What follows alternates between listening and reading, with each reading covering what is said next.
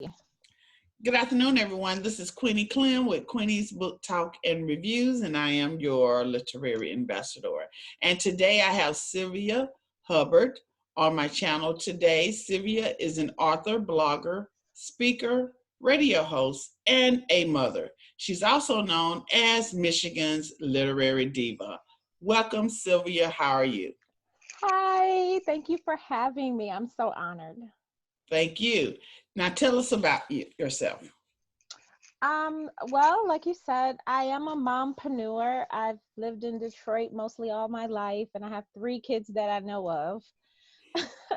I have just loved to write all my life, according to my mom.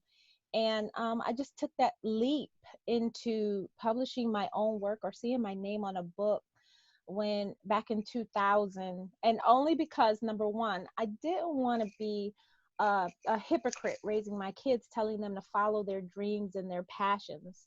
And then number two, it was kind of like the Y2K bug, and everybody thought the world was going to end anyway. So I was like, before I die, could I at least see my name on a book? So that kind of started, jump started my journey. And since then, I have published over 50 romance suspense books. And that's why I started the Motown Writers Network, because I wanted to help writers get to their literary goals like I had done, and also to connect readers to Michigan authors. So I wanted to infuse the joy of reading and writing in the Metro Detroit community, because as an author, I need readers, and as a writer, I want to see people put down their story to carry on to the next generation. We, especially as women, we need to be carrying on those lessons. We need to be carrying on those stories. We need to be helping our next generation build itself up. Now, why do they call you the cliffhanger queen? Well, my readers actually dawned that on me. I do live stories twice a year, where readers actually get to come in and read as I write a story. They get to read a chapter a week. And every time I would leave it as a cliffhanger, they would always think, oh, this is just going to be fine. And then, I'd build it up, and then I'd be like, okay, so it'd be like a little soap opera. You could come in and you could watch, you could read. And so they started calling me, oh my goodness, you're just a cliffhanger queen, Sylvia, because you got me fiending for next week and next week. And it really wasn't my goal. It was just kind of like, okay, well, I'm going to stop right here, and then let's see what happens after that, And then it just got into the habit of it. And then I realized I could break my chapters down in a book. And when people would read the book, they'd be like, okay, I'm going to read one chapter. And then they end up at the end of the book later, like, I thought I was going to read one chapter. So it worked out really well to help me choreograph scene changes and stuff like that. So, hey, if it works, it works. Yes. Now, what is Motown Writers Network? Like I said, it is a literary organization, and our main goal is just to empower more people to read and write, especially in Detroit, where we have low literacy rates. We have a lot of functioning illiterates, and that's scary to know, in a large African American community, how low the reading rates are, and how disenchanted the whole neighborhoods or communities are because of this, where other places are getting being more literate. Detroit is not as literate as we want it to be. We're like undercover readers, and it's so weird, because my friends who do live in Detroit, they're like, hey, it's a lot of us, and that means it's a lot of readers, but there's still a whole big section of the city where they're not getting the literacy that they need. So and then especially in the writing and publishing, there were a lot of predatory publishers out there taking advantage of people. And once you get that dream that you want to publish your book, you'll throw whatever money it is And that's what was happening. And I was seeing that a lot. And I just wanted to make a difference, in some kind of way by taking the knowledge that I knew, self-publishing and writing and marketing and just give it to people. Because hey, if I ate dirt, why should I let you eat dirt, So I wanted to show people, yes, you can publish, especially women. You can publish and raise kids. You can Mm-hmm. write books and Mm-hmm. raise kids. You can market and raise kids. You can have that small drip income coming in by doing something you love, all the while, entertaining and making money. So, hey, let's do it. Okay. Now let's talk about your books. Okay. I'm excited. Okay. What do you want to talk about? Let's first, because there's so many. Just tell us about each one of your books. Okay, so we'll talk about the current book selection. So the current book selection, I would go with starting in Daddy's Girl, which was published in late last year, coming into this year, and that was called Daddy's Girl. And it was part of one of the last Heart of Detroit, not one of the last, well, it's part of the Heart of Detroit series. And that's a huge family that I have of cousins who, I don't know, just something's wrong. Something's wrong with them. But I say, and a lot of times in my books, I talk about men's health, whether it's mental or physical, because that's not addressed a lot. Being raised by my father, in a time when there were hardly even single fathers or single mothers. I was raised in the 80s, late 80s. So like to have a single father raising 4 girls, that was unusual, Mm-hmm. because when people would ask me like, how do you get bras? Or like, you just go pick them out. I don't know. It just, they appear on the bed. I don't know. It just happened. So like I address a lot of men problems, men mental issues, things that they don't like to talk about. So a lot in Daddy's Girl. In this one, I brought a lot of the circumstances that lead to why, your mom never introduced you to your long lost father. And that's where our main character is, where she is Daddy's Girl. She's left a fortune by her father she never met. And then she realizes once she goes to meet his family, why even her father didn't want her to meet that side of her family. So yeah, just be grateful for the blessing you're given when you don't have to deal with that side of your family. Yes. And then after that, I came out right at the beginning of the new year. I came out with Stilling Innocence 3, and that's a standalone series. All my books are standalones, even though they sound like sequels. If I say series, the majority of, actually all of them, are standalone books that you can read. Mm-hmm. So the next one was Stilling Innocence 3, and Stilling Innocence 3 is just based on a premise, which it's kind of naughty. I'm going to warn you right now. Okay. It's based on the premise of a man being raped.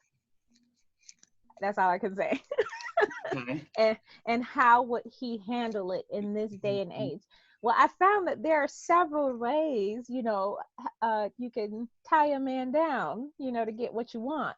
So in Stilling Innocence 3, this is what happens, and it leads to a lot of mayhem and deceit in the whole interim. Mm-hmm. And then lastly, it's Black's Innocence, which was my recent release. This came out in February. And this is the last of the Black family series. And they, of course, are men who actually have really deep mental issues. Each one of them has some type of issue. In this one, Tyler, he's really possessive and really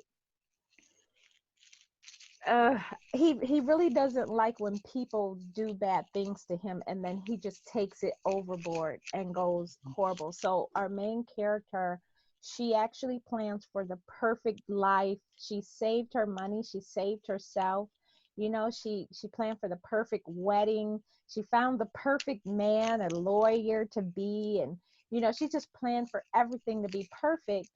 Unfortunately, Tyler doesn't like her groom to be, and he decides to destroy everything she planned for. So, okay, so This is the paperback version of Daddy's Girl. So, and this is the only book right now that's in paperback due to Amazon's back issue on producing everything. So we're trying to get Black's Innocence out right now, as we speak. So hopefully we can get that out. And they're all, like I said, they're all available on Amazon or wherever books are sold. So you'll have a large selection there, and trust me, we're still going to be, well, I'm still going to be publishing books all the way up until the end of the year. So Okay. I'm really excited about that. Yes. All right. Thank you. No Okay. problem. What comes first, the plot or the characters? That's a good question. Um, I kind of relegate it towards the characters. So what the characters do, if you ever saw, what is that movie by M. Night Shyamalan, where he has the 20 different personalities inside of him, and they all sit around in chairs, and then they come to the light. So Okay. all my characters basically sit inside my head. You know, I'll find a character and I'm like, oh my God, I love this person. And oh, let me put this in there. You know, I start mixing it like a soup. And it's like, wow. And I always make sure that the male and female protagonists are on each side of the spectrums. They have to be on very different sides, because I don't want them to really have a lot of things in common, because, you know, once they have sex, you know, that's it. But I really kind of want it to be a yin and yang situation where they're pulling against each other.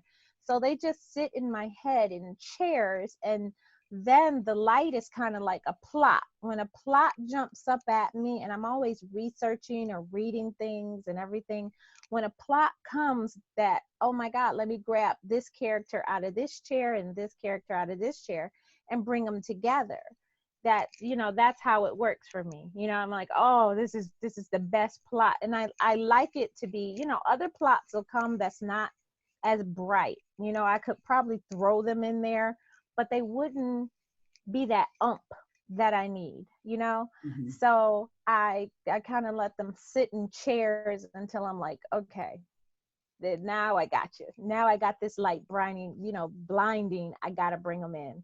So that's how it is. So it is a character. That's how it is. That's weird. I've never got asked that before. That was crazy. That's a good question. What is the most difficult part about writing for you? The most difficult part, I would say that the endings, because I kind of don't want to let them go. It's kind of like, oh, we gotta, you know how you're at a really good dinner and you're like, oh, I gotta get home, I'm sorry, and you just keep bringing up subjects to make it longer and longer until you're like, okay, I gotta go, I really gotta go. Mm-hmm. So the endings are always the hardest, because not that I don't know how to wrap it up, it's just that I don't want to, because I've enjoyed myself so much. Okay. I know that's crazy. What do you do when you're not writing? When I'm not writing, of course, I'm reading a lot, or listening to audiobooks all the time. But I'm a movie buff. I love watching movies. Like, if I could do it 24/7, I would. Even when I'm writing, I'm watching a movie in the background somewhere. So I love going, yeah. And then I married a man who loves going to the movies too. So that makes it that's even worse. You know, he feeds into my addiction. But basically, yeah, I love watching movies and I love reading. So those are I'm kind of like an introvert pretending to be an extrovert, I guess. So what is the last movie that you just seen?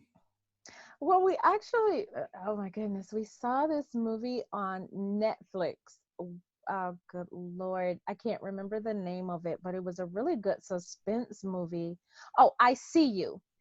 And it turned out, we thought it was going to be Okay. really boring because did you see it? It was like, You it know, has Helen Hunt in when it. I scroll through, I remember seeing I See You You. gotta see it, because we thought it was gonna be like, oh, some melodrama Lifetime crap. That's what we thought, because that's what it looked like, because it had old Helen Hunt.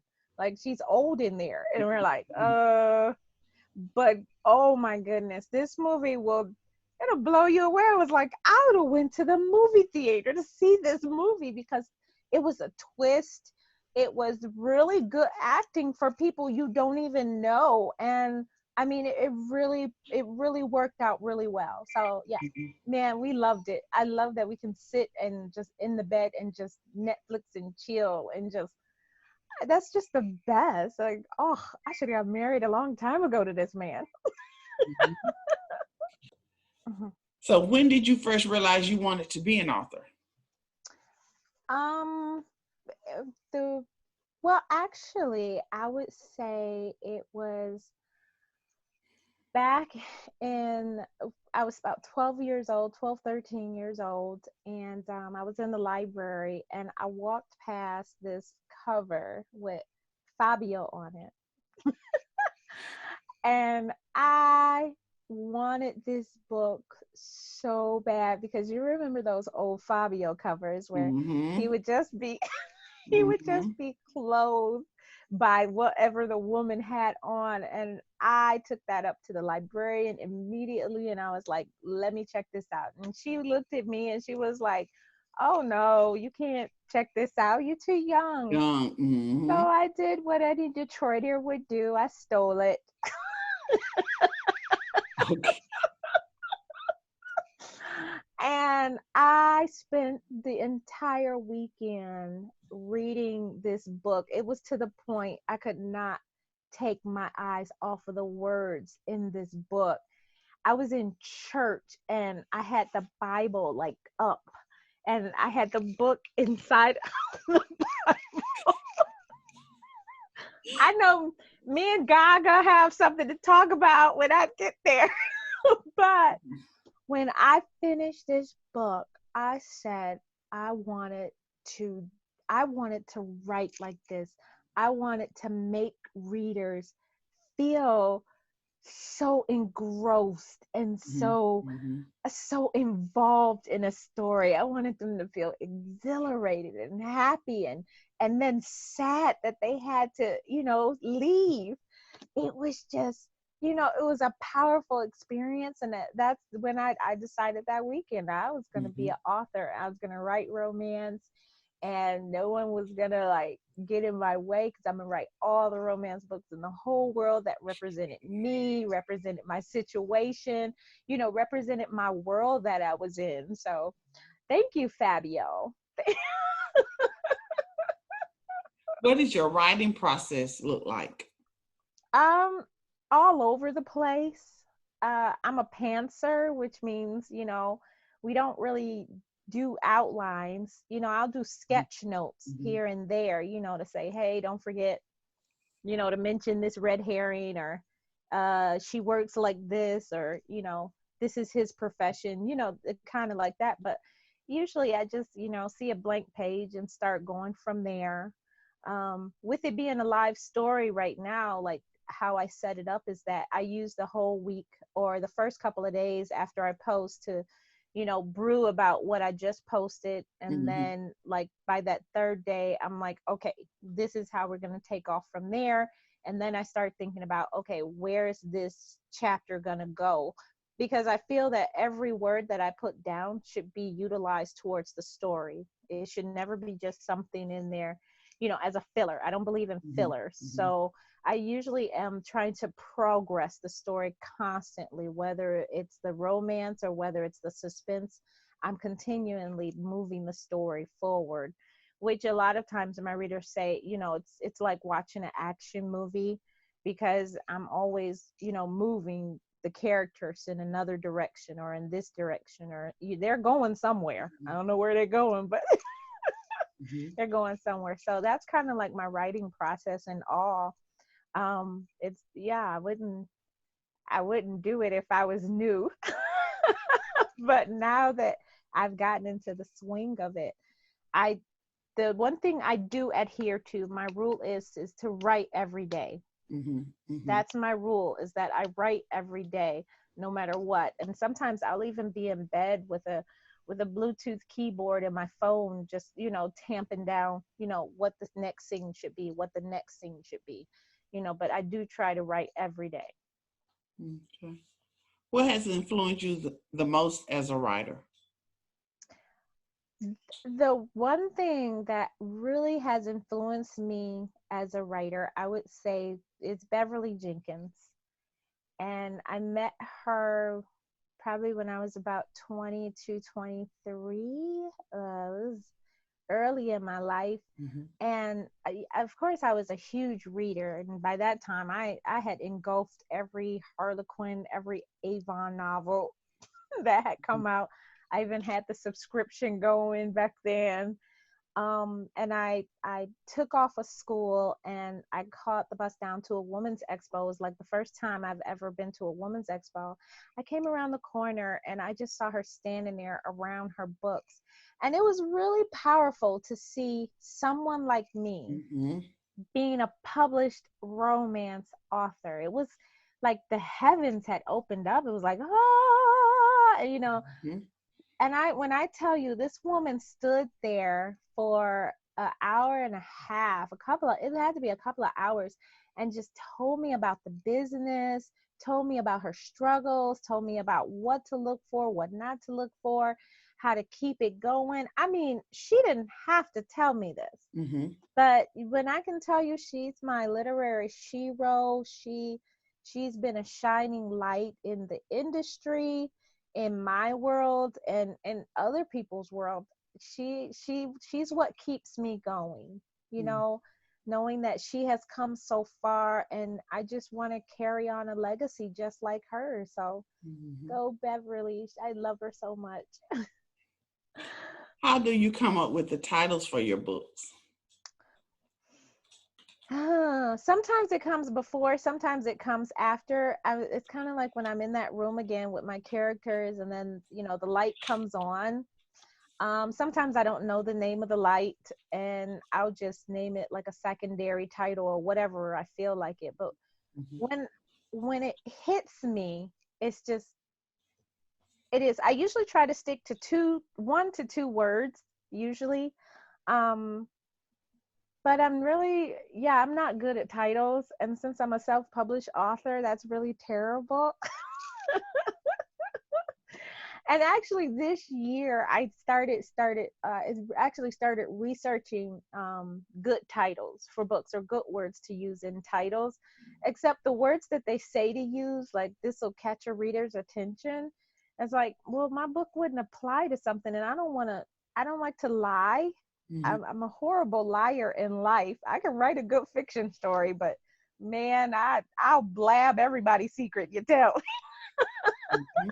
So, but it's like, I don't want to, deceive my reader just to get them to open the book. Mm-hmm. So usually my titles stay between 2 words, and I kind of just pick out the main thing of what the book is about.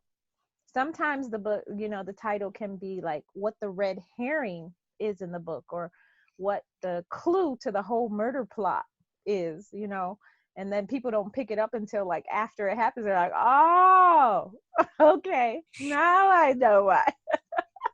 And that, or usually, like if it's a character or a powerful character people have been waiting for, it'll be that name and something else, like his heart or innocence or something like that. So I have the heart series where it's just the name of the guy, because it's like Red Heart and Sheriff Heart and Lethal Heart. So it's always a heart to know that it's a hard book. So kind of like that. Do you have anything special that you're focusing or working on this year? Yes, it's actually the third to the last Heart books, and it's King Heart's book. It's called King's Paradise, because Paradise is actually the girl he's going to be with. And so I'm determined to finish this book, because in that series is like a war going on. So readers are choosing between King Heart and Lethal Heart, and these are 2 cousins that hate each other.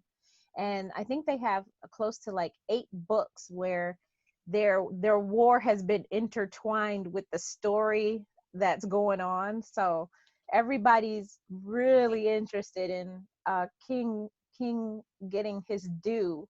So yeah, I got to torture him a couple of times, just because. But yeah, I- that's our goal this year, is to finish up, King's Paradise. okay. What has been the greatest accomplishment thus far?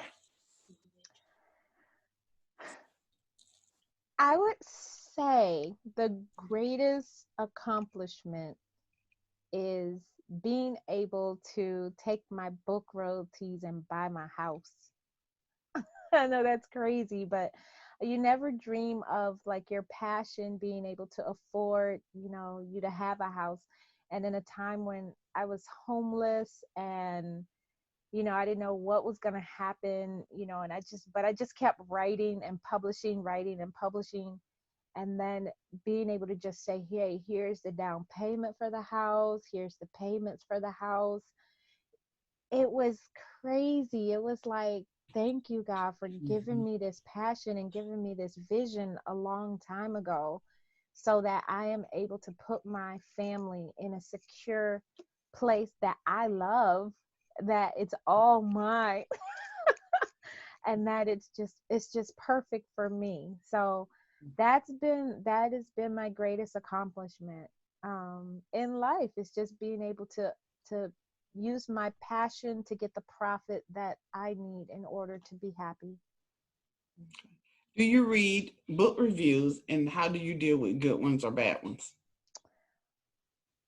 I read my book reviews pretty much. I keep tally of them. I do keep tally of when a book review, but I usually say, okay, a book review has been done, and I give myself maybe a week to open up and read it, because it's kind of like you got to brace yourself to Mm-hmm. go around that corner and see, oh, what happened? What did they like? What didn't they like? Um, when I see good ones, it does solidify that I did well. I did a really good job. And I actually, if I read a good one, I actually go back and sometimes read the book again when they're just like, oh my God, this book was just amazing. I couldn't go to sleep, or I burned the food. I almost drove off in traffic, something like that. I was like, oh my God, that's awesome. I'll go back and read the book again, like, oh, no, what did I do? I want to recreate that magic again. Mm-hmm. Um, when I see bad ones, I kind of swallow it like castor oil. You're I gotta take the criticism. Mm-hmm. And no matter what it is, I take the criticism. But it's kind of like the castor oil. It's medicine that's going to help me once I get it down and analyze it and say, okay, let's learn from this. Let's Mm-hmm. let's try to be better next time, not to appease them, but even for myself, you know but yeah, I kind of, that's how I do, that's how I deal with it, back and forth. So I know that's weird.